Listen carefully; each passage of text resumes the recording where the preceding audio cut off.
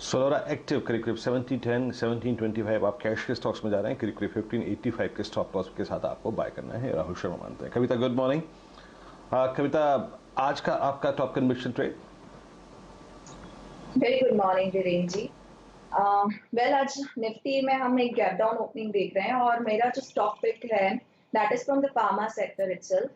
तो कल doctor लालपेथ lab में हमने एक बाइंग इंटरेस्ट आता हुआ देखा। कुछ ओपन इंटरेस्ट अगर देखें तो करीबन 10% का हमने उसमें एक इंक्रीज देखा। तो कुछ लॉन्ग बिल्डअप आते हुए दिख रहे हैं और एक बेस बिल्डिंग एक्सरसाइज भी लालपेथ लैब ने किया है। आप अगर इनके डेली चार्ट्स पर देखें तो अराउंड 3400 के लेवल से स्टॉक अच्छे से करेक्ट भी हुआ है और बेस क्रिएट किया है अराउंड 2800 के लेवल्स पर। अबाउट टू क्रॉस इस 20 डेज सिंपल मूविंग एवरेज। मुझे लग रहा है इसमें एक बाइंग अपॉर्चुनिटी बनता है। 2908 की कल क्लोजिंग दिया है लालपेथ लैब ने। 2990 के टारगेट्स के लिए इसे बाय किया जा सकता है। 2875 का एक स्टॉप लॉस लेना चाहिए। इन केस अगर ये नीचे मिले, मुझे लगता है जब तक 2800 के ऊपर ये अभी सस्टेन है, इसमें बाइंग कीजिए। 30-35 का एक 30-35 पॉइंट्स का स्टॉप लॉस लीजिए और 80 और 90 पॉइंट्स का अपसाइड फ्रॉम दैट ओपनिंग। चलिए, ये कॉल आपको कविता जी की तरफ से आती हुई दिखती है। जुड़ गए हैं आशीष चतुर्मोता साहब से। बहुत ही मजबूत पकड़ वो रखते हैं फ्रंट लाइन ब्लू चिप्स पर। देखते हैं आज उनकी कौन सी कॉल है, लॉन्ग साइड या शॉर्ट साइड पर। आशीष जी, स्वागत है आपका, बताइए। गुड मॉर्निंग शैल जी, good morning Virendra.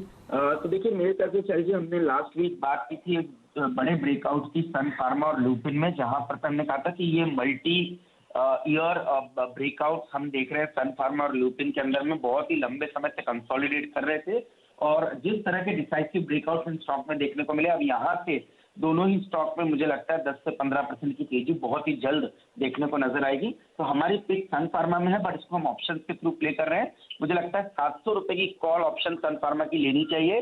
Stop loss लगाना चाहिए 12 रुपए का, और मुझे लगता है 45 रुपए के लक्ष्य बहुत ही जल्द 700 रुपए की इस कॉल ऑप्शन में देखने को नजर आ जाएंगे। टेक्निकली हमारा मानना है कि स्टॉक जो है वो 730-735 के जोन को छूने की कोशिश इस हफ्ते के अंदर में कर सकता है। तो जिसके चलते मुझे लगता है slightly out of the money 700 रुपए के स्ट्राइक की कॉल ऑप्शन सन फार्मा की लेनी चाहिए। चलिए, एक बहुत ही लंबी अवधि का ग्राफ बनाइए डायरेक्टर साहब। बहुत शानदार कॉल आपके सामने आई है सन फार्मा की। काउंटर आपके सामने मार्च सन 2017 का हाईएस्ट लेवल आपको दिखाता हुआ दिखेगा और स्टॉक 700 रुपये को दोबारा रिक्लेम किया है लगभग 3-3.25 साल बाद। जुड़ते हैं सुमित जी से। आपको एक बढ़िया ब्रोकरेज रिपोर्ट भी सन फार्मा पर आती हुई दिखी है और मई के महीने में आप देखिए सन फार्मा 8% ऊपर है एफएनओ में। सुमित जी, स्वागत है आपका। बताइए क्या कहती है ब्रोकरेजेस सन फार्मा के बारे में। मॉर्निंग शैल सर, देखिए सबसे पहले सन फार्मा पे एक रिपोर्ट इन्वेस्टेक की आई है। उन्होंने इलुमिया, जो कंपनी का 2009 में एक्वायर्ड बिजनेस है, वहाँ पर जिस तरह का आउटलुक आया है, जिस तरह के नंबर्स आए हैं, उसके बाद ये रिपोर्ट निकाली है। करीब बाय कॉल है और रफली 800 रुपये के टारगेट्स आ रहे हैं। अभी मैं सुन रहा था 720 रुपये के आसपास के टारगेट्स यहाँ पे आशीष दे रहे हैं, लेकिन 795 रुपये के आसपास के टारगेट्स जो आ रहे हैं इन्वेस्टेक की तरफ से आ रहे हैं। और यूरोपियन साइड पर एक स्ट्रॉन्ग बिजनेस कंपनी ने परफॉर्म किया, स्पेशली इलुमिया की साइड से, और 103% के आसपास की वाई बेसिस पे वहां पे ग्रोथ देखने को मिली, जिसको उन्होंने आधार माना है। उन्होंने ये भी कहा कि कंपनी का जो जर्मनी में इलुमिया को लेकर मार्केट शेयर है वो वापस बाउंस बैक करेगा और रफली 2020 के जो लेवल्स थे वहां पर आते हुए दिखाई पड़ेंगे। उसके अलावा कंपनी को जो बाकी बिजनेस है वहां से भी एक स्ट्रॉन्ग रॉयल्टी आएगी, जो कंपनी की Q4 नंबर्स के अंदर रिफ्लेक्ट भी करते हुए दिखाई पड़ रही है। तो ओवरऑल एक स्ट्रॉन्ग आउटलुक और एक स्ट्रॉन्ग ग्लोबल प्रोस्पेक्ट इस कंपनी के लिए दिखाई पड़ रहा है, जिसके आधार पर उनकी तरफ से एक बाय रेटिंग है और रफली 800 रुपए के आसपास के टारगेट सिर्फ सन फार्मा पे आ रहे हैं। चलिए, ये रणनीति आपके सामने सन फार्मा पर आती हुई दिख रही है। डायरेक्टर साहब, हमारे रिसर्च गुरु श्री मयूरेश जोशी साहब जुड़ चुके क्या? चलिए, तो अब ऐसा करते हैं, आपके सामने बढ़िया टेक्निकल कॉल्स आ चुकी है। ज़्यादातर रुझान मिड कैप और लार्ज कैप फार्मा की तरफ है बाई साइड पर, और बिक वाली आपको आती हुई दिख रही है एक प्राइवेट सेक्टर बैंक और एक आईटी कंपनी पर। चलिए, अब जानते हैं कि आज का फंडा पिक क्या हो सकता है। जोशी साहब, स्वागत है आपका। बताइए कहाँ ध्यान, कहाँ रुझान। SGX निफ्टी अभी आपको 200 पॉइंट का कट लाते हुए दिख रहा है इनिशियली। कहाँ दांव लगाएंगे आप आज? Good morning Shail sir, good morning Veeru ji, and good morning to everyone on the panel. तो बिल्कुल आई थिंक वॉलेटिलिटी बिल्कुल बरकरार रहेगी, बट जैसे मैं आई थिंक कई हफ्तों से कह रहा हूँ, I think agro based companies पे आई थिंक फोकस रहना चाहिए। Monsoon is around the corner and ये कंपनीज आई थिंक अभी भी ऑपरेट कर रही है फुल कैपेसिटी पे with expectations of good support from the monsoons. तो मुझे लगता है I think Gujarat Ambuja exports Shail sir जो यही स्पेस में है, इसे हम शायद डिक्लाइंस पे देखना चाहेंगे लुकिंग एट द मार्केट।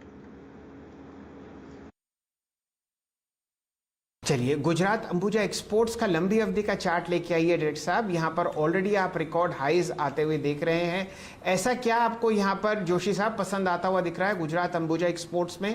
3 काम में ये है, मेज और ज़्यादातर सॉफ्ट कमोडिटीज़ में आपको ये कंपनी ट्रेड करती हुई दिखेगी। 3,800 करोड़ मार्केट कैपिटलाइजेशन। बताइए क्या पसंद आता है आपको इसमें? You're absolutely right, Shell sir. So I think पहली तो I think agro space में है, which probably means that it is in the right space at this point of time. दूसरा I think maize processing की जो top line growth है ये exceptional थी पिछले 9 महीने में compared to the previous 9 months. Other agro processing में भी है, edibles oil है, starch derivatives है। तो I think ये दोनों जो segments है इसकी top line growth काफी जबरदस्त रही है for the past year itself. कुछ आंकड़े अगर पेश करूं तो I think अगर आप profitability देखें for 9 months that stood almost at 221 odd crores if I'm not mistaken, और पूरे प्रॉफिट पिछले वित्त वर्ष का 146 crores था। तो जो EPS इन्होंने रिपोर्ट किया था ₹6.30 का, they've already reported an EPS of 9.5 rupees और एक तिमाही अभी भी बाकी है। दूसरा I think balance sheet strength in terms of debt, बहुत मार्जिनल डेट यानी एकदम नेग्लिजिबल डेट है। डिविडेंड यील्ड 2% है, और जो प्रोडक्ट्स हैं आई थिंक यहाँ पे जो एंड यूसेज और वॉल्यूम ग्रोथ है, लॉकडाउन हो नहीं हो, I think this will keep on continuing and that will not hamper it's bottom line. चलिए, तो गुजरात अंबुजा एक्सपोर्ट्स पर आप सॉफ्ट कमोडिटीज़ के ज़रिए एक बढ़िया लॉन्ग कॉल आज के सत्र के लिए खेल सकते हैं। 165 के आसपास आपको ये काउंटर बंद होता हुआ दिखा होगा और जोशी साहब इस पर मोहर लगा रहे हैं लॉन्ग साइड पर। चलिए, यहाँ पर रैप अप कर देते हैं अपनी टेक्निकल कॉल्स का और फिर जुड़ेंगे हर्षदा जी से और यतिन जी से। चर्चा होगी नतीजों पर जो आपको बाज़ार बंद होते हुए दिखे हैं। चलिए, अब आपके सामने जो कॉल्स हैं वो मैं सीक्वेंशली बता देता हूं। आपको एक लॉन्ग कॉल आती हुई दिख रही है गुजरात अंबुजा एक्सपोर्ट्स पर फंडामेंटली मयूरेश जोशी साहब की तरफ से। यहां पर आपको लॉन्ग कॉल्स आती हुई दिख रही हैं ज़्यादातर लार्ज कैप और मिड कैप फार्मा स्पेस पर। मार्क्सन्स पर बुलिश हैं हमारे मित्र राजेश सतपुते साहब। सन फार्मा पर लॉन्ग कॉल आपको देते हुए दिख रहे हैं आशीष चतुर्मोता जी। यहाँ पर ग्रैन्यूल्स पर आज जो नतीजे आएंगे एफएनओ पर, आपको एक बाय कॉल आती हुई दिख रही है प्रकाश कावा साहब की तरफ से। आरईसी पर पावर स्पेस में बुलिश हैं हमारे मित्र मानस जायसवाल साहब लखनऊ से। यहाँ पर पूरे सेक्टर में आपने कल मोमेंटम आता हुआ देखा है और आरईसी एक बहुत ही फंडामेंटल स्ट्रॉन्ग सरकारी कंपनी है जो आपको बढ़िया तरीके से एफएनओ में ट्रेड करती हुई दिख रही है। एक और मिड कैप फार्मा स्पेस पर चर्चा होगी आज लॉन्ग साइड पर, सोलारा एक्टिवा पर। ये कंपनी आपको पसंद आती हुई दिख रही है राहुल शर्मा साहब जो इक्विटी 99 वाले हैं। सेल कॉल्स 2 हैं। शुभम अग्रवाल साहब आपको एक सेल कॉल दे रहे हैं आरबीएल बैंक पर और कोफोर्ज पर बिकवाली की राय आपको देते हुए दिख रहे हैं असित बारन जी। तो ये एक रैप अप है। टारगेट्स और स्टॉप लॉसेस आपके सामने स्क्रीन पर चल ही रहे हैं और हमारे ट्विटर हैंडल्स पर भी आपको मिलेंगे।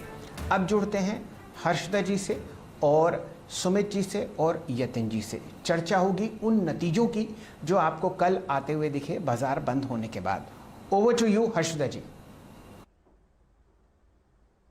शेल, कुछ मिड कैप कंपनियों के नंबर्स आए हैं और ज्यादातर कंपनियों का प्रदर्शन दरअसल अच्छा है। तो चंबल फर्टिलाइजर के साथ शुरुआत करेंगे। रेवेन्यू में थोड़ा सा प्रेशर जरूर नजर आया, करीब 17% की गिरावट हमने देखी है रेवेन्यू में। 1641 करोड़ के आसपास का आंकड़ा कंपनी ने पोस्ट किया है, लेकिन ऑपरेशनली दरअसल नतीजे अच्छे हैं। EBITDA में करीब 54% का इजाफा, 334 करोड़ के आसपास का EBITDA कंपनी ने पोस्ट किया है। मार्जिन EBITDA लेवल पर 5.5% से बढ़कर ये इनफैक्ट 11% से बढ़कर दरअसल 20% पर आए हैं। और प्रॉफिटेबिलिटी में हमने देखा है 541 करोड़ का आंकड़ा देखने को मिला है। टैक्स क्रेडिट का एडजस्टमेंट भी था इस पर्टिकुलर तिमाही में, लेकिन एक चीज नोट कीजिएगा कि यूरिया सेल्स में इजाफा नहीं देखने को मिला है। दूसरे फर्टिलाइजर में दरअसल इनकी सेल ज्यादा बेहतर रही हैं। जिसके चलते एबिटा परफॉर्मेंस बेहतर देखने को मिल रहा है। दूसरी तरफ जेएमसी प्रोजेक्ट्स भी रेडार पर रखेंगे हम, क्योंकि यहाँ पर भी हमने देखा तिमाही नतीजे अच्छे रहे हैं। रेवेन्यू में 42% तक की वृद्धि देखने को मिली है, 1392 करोड़ का आंकड़ा आया। एबिटा में 217% का उछाल, 171 करोड़ का एबिटा जो पिछले साल इसी तिमाही में 54 करोड़ के आसपास का था। एबिटा मार्जिन 5.5% से बढ़कर 12% पर आए हैं और प्रॉफिट कंपनी ने दिखाया है तकरीबन 41 करोड़ का, जहां पर पिछले साल इसी तिमाही में लॉस था 55 करोड़ का। इनके फाइनेंस कॉस्ट में 6% तक की गिरावट देखने को मिली है। Intellect design arena mid cap IT company, यहां पर अच्छा performance, dollar revenue growth sequentially 4.5% बढ़ी है, साल दर साल लगभग 9% का इजाफा देखने को मिल रहा है। प्रॉफिट 80 करोड़ के आसपास आया है और कंपनी के हाथ दरअसल एक बड़ा ऑर्डर भी लगा, जिसका फायदा ओवरऑल इनकी डील विंस में देखने को मिला है। तो अच्छी तिमाही इनके लिए रही है।